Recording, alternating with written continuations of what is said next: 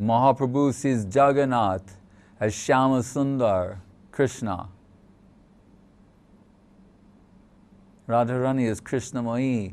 If she looks, he will become that.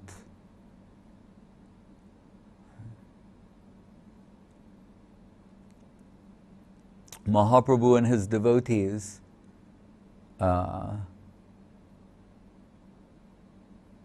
we heard how they're dancing before Jagannath.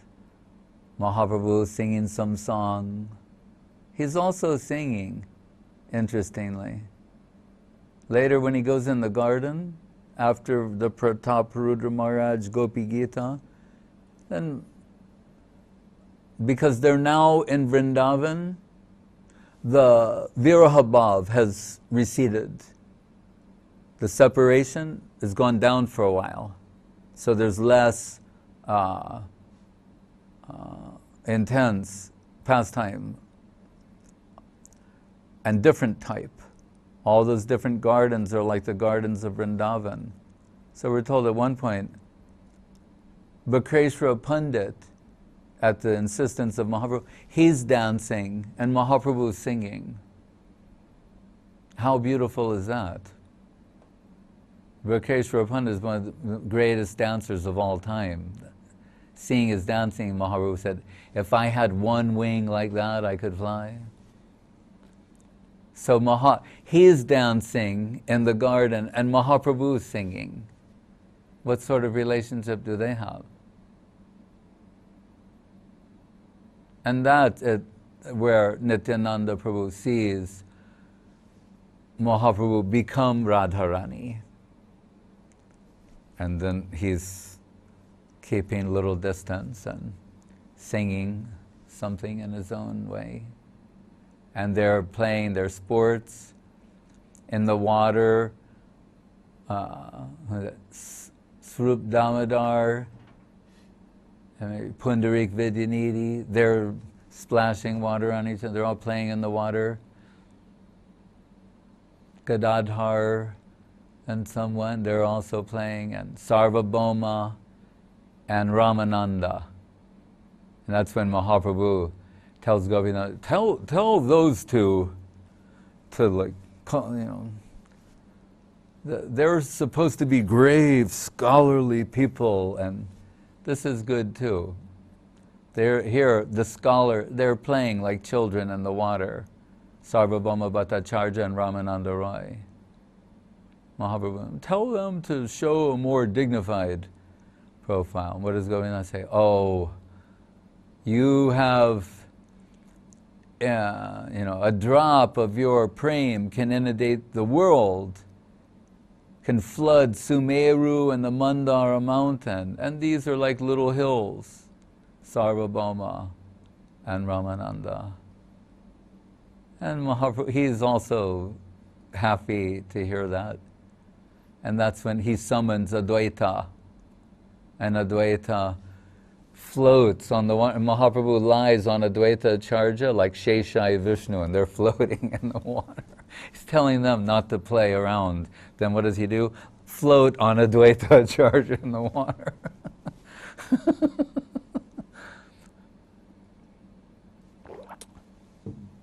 Think about that. All those great devotees playing in the water, and Mahaprabhu floating on Advaita Acharya as Sheshai Vishnu. It's a way of relaxing. That's what Guru Maharaj said. This infinite sleeps on a bed of infinite. So what is the infinite? Can you conceive of an infinite who sleeps on a bed of infinite? He lies on a bed of infinite to rest, with eyes half closed. So that Mahaprabhu, he asked Swarup Damodar, a few days have gone by, if he would tell him about all the different types of gopis there are and their expressions. And they're saying, it's like endless rivers, and they're all unique and different in different ways, and we can't discuss those things. But Swarup Damodar can.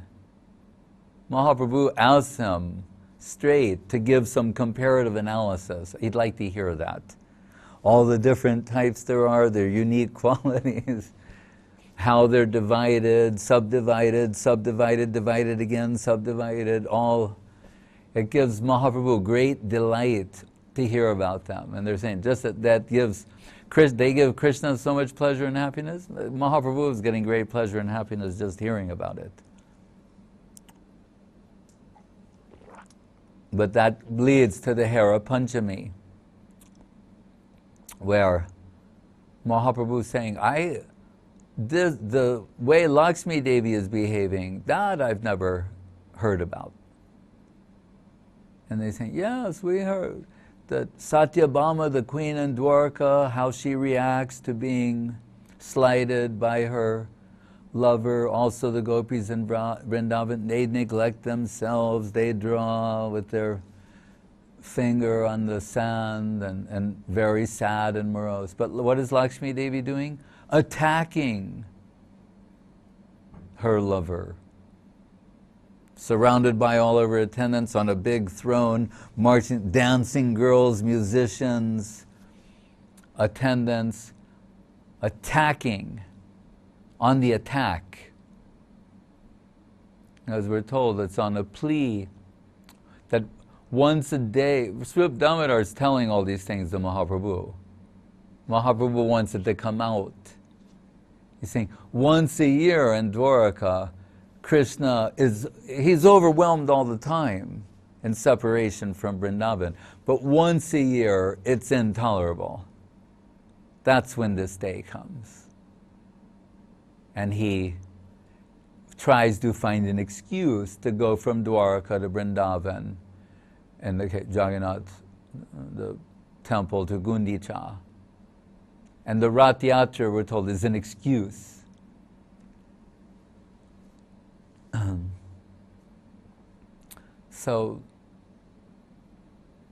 And he goes, and all those gardens, there are different pastimes that are not described. Only very few can understand the pastimes that go on in all those different places. That is his intention. And riding the chariot, that's the excuse to go with his brother, and the brother and sister are cover. Like if a woman said, the husband said, I'm going to go, and she's thinking, your ex-girlfriend lives in that town, but I'm going with my brother and sister. Oh, okay.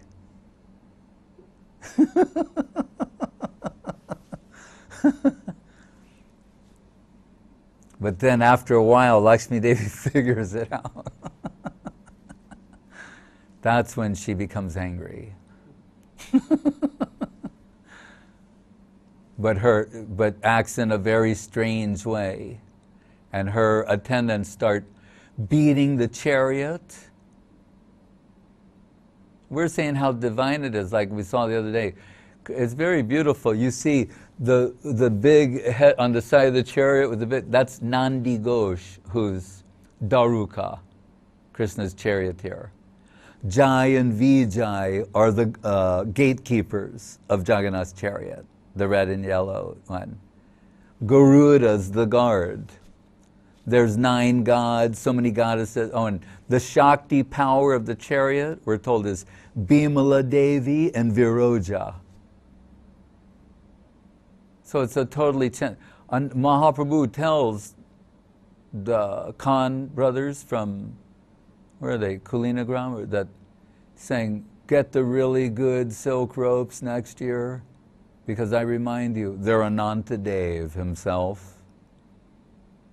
The ropes are Anantadev. It's totally Chinmoy. But they're beating that. They're also Chinmoy. Chinmoy can beat Chinmoy. It's okay. It's good. It's a good thing. When that Brahmin wanted to curse Krishna, Krishna said, Hold that thought. I'm in the Nirguna plane and you're in the higher aspect of the Saguna plane. It's not going to affect me, and you're just going to go down. You're going to expend what you got by being a good Brahmin, and you're going to waste that. It won't affect me. I'm in the Nirguna plane. It looks like but I'm in the Nirguna plane. So they're beating the chariot, abusing Jagannath's servitors, calling them terrible names.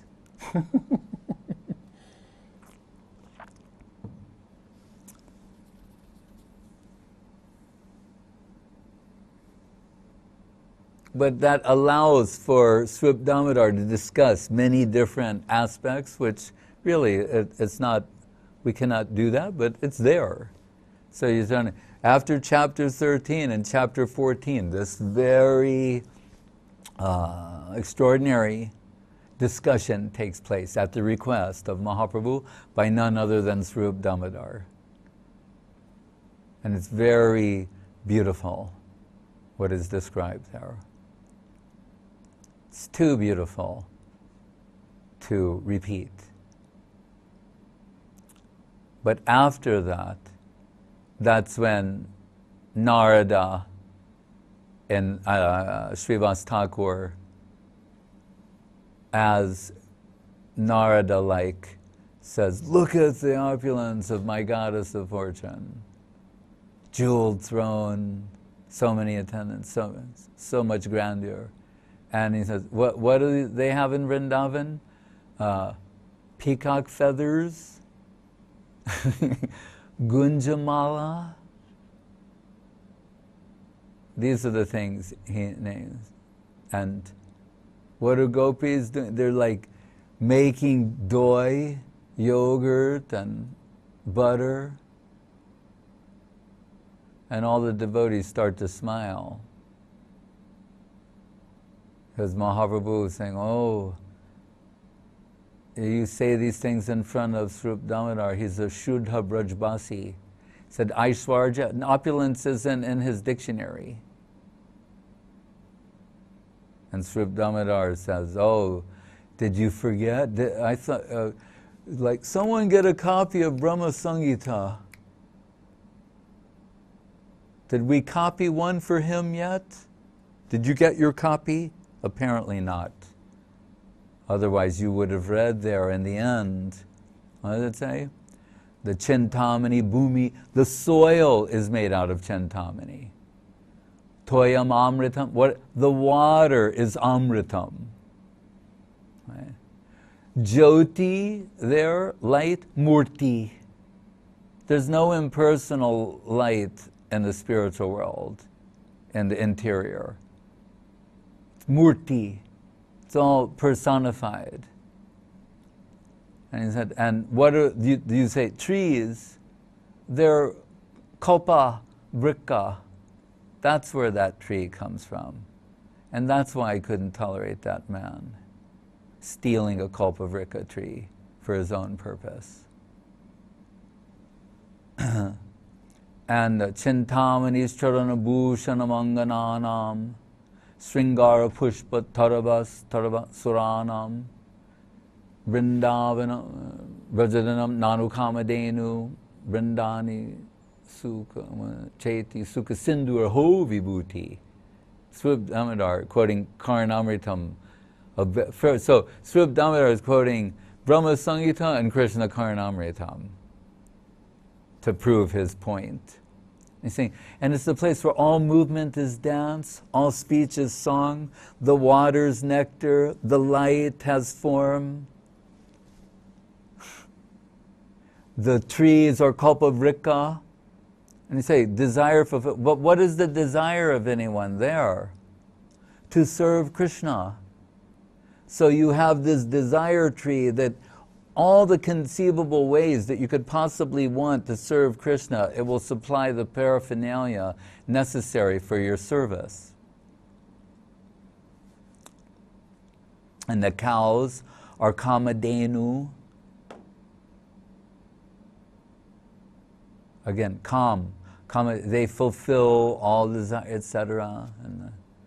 So he says, Chintamani's charana bhushana mangananam. And those divine damsels, it's always told by some inverted system of measurement. If you could properly conceive of what a Chintamani gem is, Radharani also hinted earlier in Mahaprabhu's expressions before Jagannatha, saying, the Sukha Samudra, the ocean of happiness we experience in Vrindavan. What does she say about Dwaraka? That Kurukshetra, Dwarka, right? I don't find a drop of it here.